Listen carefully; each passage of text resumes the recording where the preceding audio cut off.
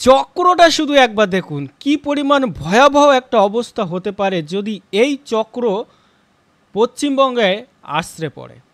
যদি এই ঘূর্ণিঝড়টি মোড় নিয়ে ঘুরতে ঘুরতে যদি আমাদের বাংলায় আসে তাহলে কি একটা অবস্থা হতে পারে, লণ্ডভণ্ড হতে পারে। আজকে জানবো কবে নাগাদ এই ঘূর্ণিঝড় মেরাল আছড়ে পড়তে পারে বাংলায়। সঠিক তথ্য জানবো, সাথে থাকবেন। আমরা যদি 24 তারিখ দেখি 24 তারিখ দেখি তাহলে আমাদের এটা ভুবনেশ্বর, কলকাতা দেখুন, ভুবনেশ্বর, বালেশ্বর দেখুন চক্রটা বেশ অনেকটা দূরে আছে, অনেকটা দূরে আছে। এবার আমরা যদি 25 তারিখ দেখি তাহলে চক্রটা দেখুন অর্থাৎ ঘূর্ণিঝড় এখান থেকে কিন্তু তার গতিবেগ পাল্টে অনেকটা কাছাকাছি চলে আসছে এবং বাতাসের প্রবাহ কিন্তু ভুবনেশ্বর, বালেশ্বর এবং কলকাতার কিছু অঞ্চল দিয়ে কিন্তু বাতাস আছড়ে পড়বে, অর্থাৎ ঘূর্ণিঝড়ের প্রবাহ ওই কোনা বরাবর যাবে। এখন বিষয় হচ্ছে যে যদি গতিপথ পাল্টে যায় তাহলে কিন্তু এই ঘূর্ণিঝড় ভুবনেশ্বরেও ঢুকতে পারে, আবার কলকাতার কাছ দিয়েও ঢুকতে পারে। তাহলে এবার সঠিক তথ্য কিন্তু এখন বলা যাচ্ছে না যে কবে নাগাদ আসতে পড়ছে। এর গতিপথের উপর নির্ভর করে কিন্তু বিপদটা আসতে পারে এবং কোথায় পড়বে, কোন এলাকাতে ঢুকবে, এটাই হচ্ছে মূল বিষয়। আর এটা জানা যাবে হচ্ছে 23-24 তারিখে পর থেকে যে গতিটা এবং কমিয়ে আসতে পড়তে পারে ঘূর্ণিঝড়। এবার আমরা 26 তারিখ যদি দেখি, দেখুন 25 তারিখ কোথায় গেছে, 25 তারিখ কিন্তু মোটামুটি ভুবনেশ্বরের কাছাকাছি চলে এসেছে ঝড়টি, ঠিক আছে, ভুবনেশ্বরের কাছাকাছি চলে এসেছে ঝড়। এবার যদি আমরা 26 তারিখ দেখি,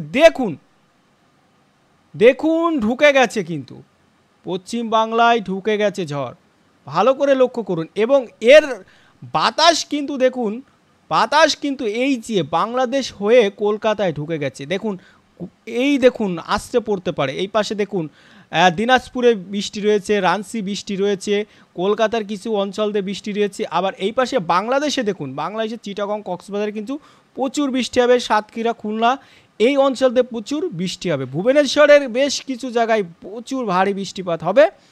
এটা হচ্ছে 26 তারিখ রাত্রে কিন্তু প্রভাব পড়তে চলেছে। 25 তারিখ সন্ধ্যা থেকে কিন্তু প্রচুর পরিমাণে গতি লক্ষ্য করা যাবে, ঝড়ের গতি লক্ষ্য করা যাবে।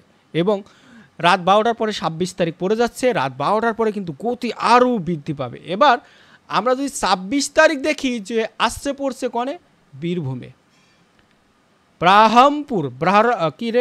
বহরমপুরই ঢুকে যাচ্ছে, ঠিক আছে। এরপরে যদি আমরা 27 তারিখ দেখি, দেখুন 27 তারিখ কিন্তু গতি অনেকটা কমায় দিয়ে কিন্তু দেখুন নবরঙ্গপুরে প্রচুর পরিমাণে বৃষ্টি হবে, বাতাস সহ প্রচুর পরিমাণে বৃষ্টি হবে।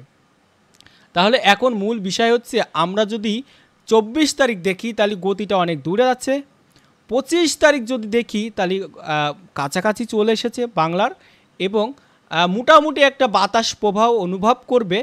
এবং 25 তারিখের সন্ধ্যা থেকে গতিটা শুরু হবে, সারাদিনই মোটামুটি বাতাস থাকবে। 25 তারিখ সন্ধ্যা থেকে গতিটা শুরু হবে, ঝড়ের আবহাওয়া পুরোপুরিভাবে পাওয়া যাবে। এবং রাত বাড়ার সাথে সাথে 26 তারিখ যখনই হবে তখনই কিন্তু ঘূর্ণিঝড় মেরাল আছড়ে পড়বে। যদি ভয়ঙ্কর রূপ ধারণ করে তাহলে কিন্তু বড়সড় সাইক্লোনে পরিণত হতে পারে, তাই অবশ্যই আগে থেকে সতর্ক থাকা উচিত। তবে বৃষ্টি কিন্তু প্রত্যেকটা জেলায়, বিশেষ করে প্রত্যেকটা জেলায় কিন্তু বৃষ্টি দেখা যাচ্ছে।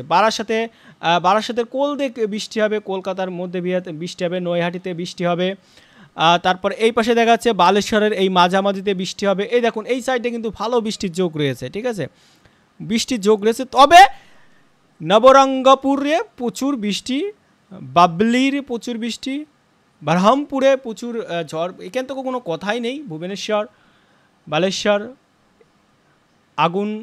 অনুগুল এই অঞ্চলতে, ঠিক আছে, বালেঙ্গীর এই অঞ্চলতে কিন্তু একদম ঘূর্ণিঝড় আছড়ে পড়বে, এটা একটা আনুমানিক ধারণা। এবার যদি দেখা যায় যে গতিপথ চেঞ্জ করছে তাহলে কিন্তু আরও ভয়াবহ একটা অবস্থা হতে পারে বাংলার।